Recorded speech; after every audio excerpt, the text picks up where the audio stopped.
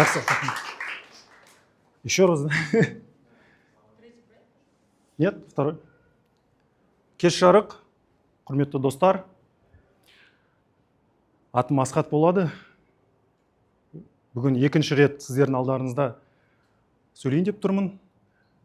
Ал халықта былай айтады, өлімнен басқасының ертесі жақсы дейді. Өлімнен басқасының ертесі жақсы, әрине.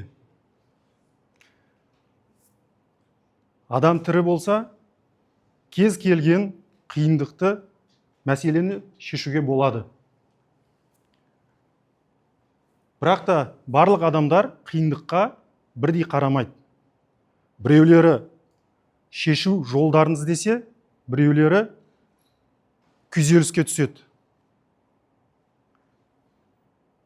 Күйзеліске түсіп, өзін азаптайды, әрине.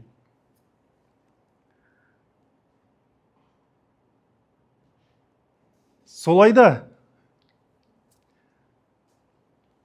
ғалымдардың зерттеуі бойынша өлім адамдардың ең үлкен қорқынышы екен.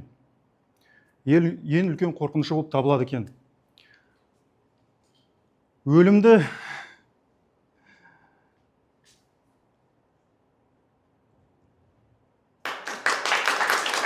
рахмет.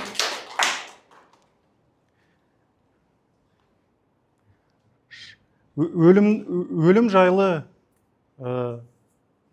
адамдар айтуға да қиналады. Бірақ та өлімді біз түсінгіміз келмесе де, оны қабыл ету керекпіз. Өйткені оны қабыл етсек, біз өмірге деген құштарлығымыз артады. Сонымен менің ойым, адам өлімнен емес, мәнсіз өмірден қорқу керек. Рахмет.